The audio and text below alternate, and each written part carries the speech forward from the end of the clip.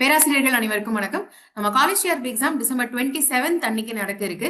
அதுக்காக தான் நம்ம இந்த விக்டரி கவுண்ட் டவுன் சீரிஸ் வந்து லான்ச் பண்ணிருக்கோம். இன்னைக்கு இதோட டே 3. சோ உங்களுக்கு டிஸ்கிரிப்டிவ் பேப்பர் ரைட்டிங் பத்தி தெரிஞ்சிருக்கும்னு நினைக்கிறேன். இந்த டைம் வந்து இதுக்கான சிலபஸ் வந்து சேஞ்ச் பண்ணிருக்காங்க. லாஸ்ட் டைம் நம்மளுக்கு மெயின் சப்ஜெக்ட்ல இருந்து தான் வரதா இருந்துச்சு. சோ இப்போ இதுல டோட்டலா நம்ம பேட்டர்ன் படி பார்த்தோம் அப்படின்னா ஒரு 7 டாபிக்ஸ் வந்து கொடுத்திருக்காங்க.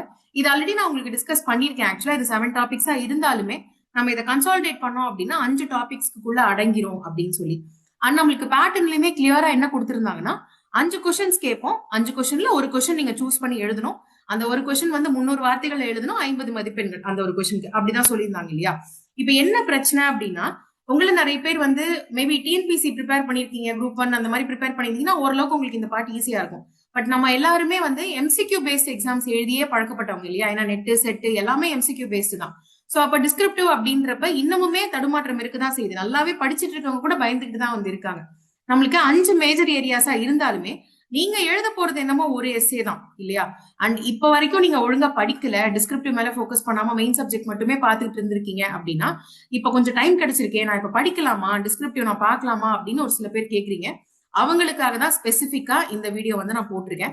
சோ இப்ப 5 மேஜர் ஏரியாஸ் இருந்தாலும் நம்ம எழுத போற எஸ்ஏ ஒண்ணுதான் அப்படின்றதுனால இந்த 5 மேஜர்ல இருந்து ஏதாவது ஒரு டாபிக் படிச்சா கண்டிப்பா ஒரு கொஸ்டின் வந்துருமா, 100% எழுதிடலாமா அப்படின்னா நீங்க ப்ராபபிலிட்டியை தான் இன்க்ரீஸ் பண்ண முடியும் இல்லைங்களா? ஏன்னா நம்மளுக்கு எக்ஸாம் ஃபர்ஸ்ட் டைம் நடக்குது. சோ நம்மளால கிளியர் கட்டா சொல்லிட முடியாது.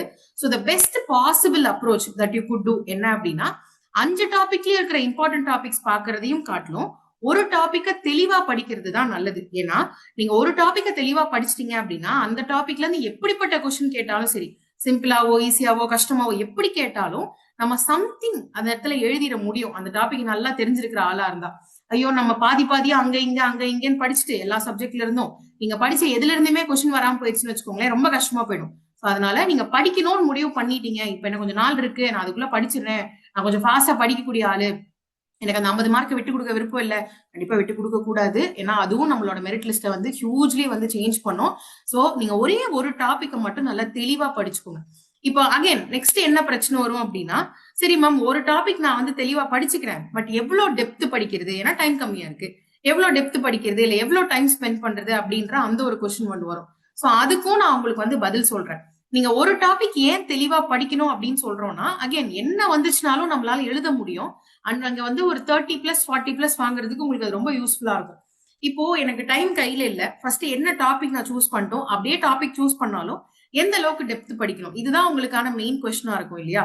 சோ இப்போ என்னோட சஜஷன் என்ன அப்படின்னா, out of the 5 topics that are given, and again I'm saying இது வந்து என்னோட பர்சனல் சஜஷன் தான். எஸ்பெஷலி நெட் எழுதி சூஸ் பண்ணி வந்தவங்களுக்கு இந்த எக்ஸாம் நெட்டோ செட்டோ நீங்க வந்து பேப்பர் 1 படிச்சு நீங்க வந்து எக்ஸாம் பாஸ் பண்ணி காலேஜ் டிஆர்பி பாஸ் பண்ணி வந்திருக்கீங்க அப்படின்னா இங்க எழுத பெட்டர் சூஸ் யூனிட் நம்பர் 9. அங்க யூனிட் நம்பர் 9 நம்மளுக்கு பீப்பிள் அண்ட் என்வாயன்மெண்ட் இருக்கும்ல, அதே தான் இங்க நம்மளுக்கு என்வாயன்மெண்ட் அண்ட் ஈகாலஜி அப்படின்னு தலைப்புல இருக்கு. என்வாயன்மெண்ட்ன்றது நீங்க ஃபுல்லாவே ஆல்ரெடி படிச்சிருப்பீங்க, எக்காலஜி பகுதி மட்டும் கொஞ்சம் எக்ஸ்ட்ரா படிக்கிறாப்புல இருக்கும். மத்தபடி எல்லாமே சேம் தான். அங்க நம்ம வந்து எம்சிக்யூல எப்படி பதில் எழுதணும்னு படிச்சிருப்போம், இங்க அதையே வந்து எஸ்ஏவா எப்படி எழுதணும்ன்றத படிப்போம். அவ்வளவுதான் டிஃபரன்ஸ். சோ நீங்க நெட் எழுதி வந்தவங்களா இருந்தா கன்ஃபார்மா என்வாயன்மெண்ட் வந்து சூஸ் பண்ணுங்க. அதுவும் ஸ்பெசிபிக்லி ஒரு சில சப்ஜெக்ட்ஸை சேர்ந்தவங்க நீங்க உங்க சப்ஜெக்ட்லயே இதை படிப்பீங்க. லைக் இப்போ வந்து பாட்னியா இருக்கலாம், ஜுவாலஜியா இருக்கலாம், ஜியோகிராஃபியா இருக்கலாம், மைக்ரோபயாலஜி, பயோடெக்னாலஜின்னு நீங்க எல்லாருமே சப்ஜெக்ட்ல என்வாயன்மெண்ட் படிப்பீங்க.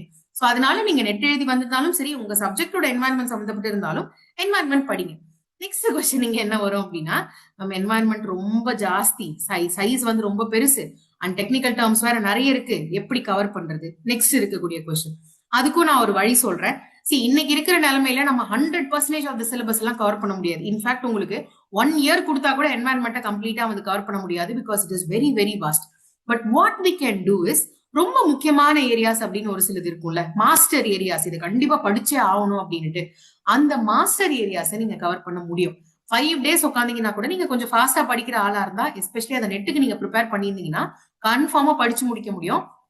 அந்த 5 மாஸ்டர் ஏரியா என்ன, அதுக்கு கீழே நீங்க படிக்க வேண்டிய சப் டாபிக்ஸ் என்ன அப்படின்றத நான் தனியா ஒரு பிடிஎஃப் உங்களுக்கு இந்த வீடியோட டிஸ்கிரிப்ஷன்ல வந்து அட்டாச் பண்ணிருக்கேன். ஏன்னா அதை நான் எக்ஸ்பிளைன் பண்ண ஆரம்பிச்சுன்னா அதுவே ஒரு 15-20 மினிட்ஸ்க்கு மேல போயிடும். சோ நீங்க எல்லாருமே நல்லா படிக்கிற ஆளுங்க தான், அதனால ஜஸ்ட் அந்த பிடிஎஃப் ஓபன் பண்ணி பாருங்க. 5 மேஜர் தலைப்புகள் அண்ட் அண்டர் த தலைப்புகள் என்னென்ன சப் டாபிக்ஸ் நீங்க படிக்கணும் அப்படின்றத நான் வந்து லிஸ்ட் டவுன் பண்ணிருக்கேன். இதை நான் என்வாயன்மெண்ட் யூனிட்டா சூஸ் பண்ண ஒருத்தருக்கு மட்டும் அட்டாச் பண்ணிருக்கேன்.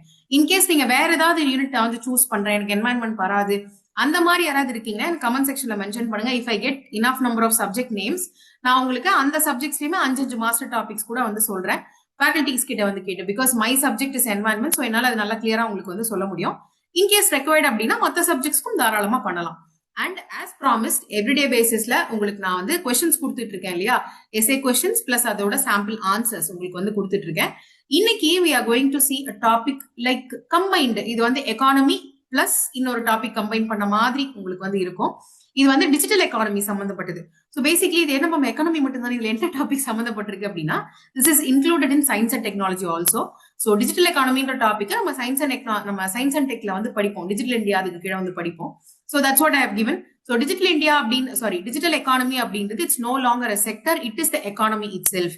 இதை வந்து இந்தியாவோட ரெஃபரன்ஸ் வச்சு நீங்க வந்து டிஸ்கஸ் பண்ணணும். ஸோ இதுல நீங்க டிஜிட்டல் இந்தியா பத்தி மேஜரா எழுதுனீங்க அப்படின்னா நல்ல மார்க்ஸ் வாங்க முடியும்.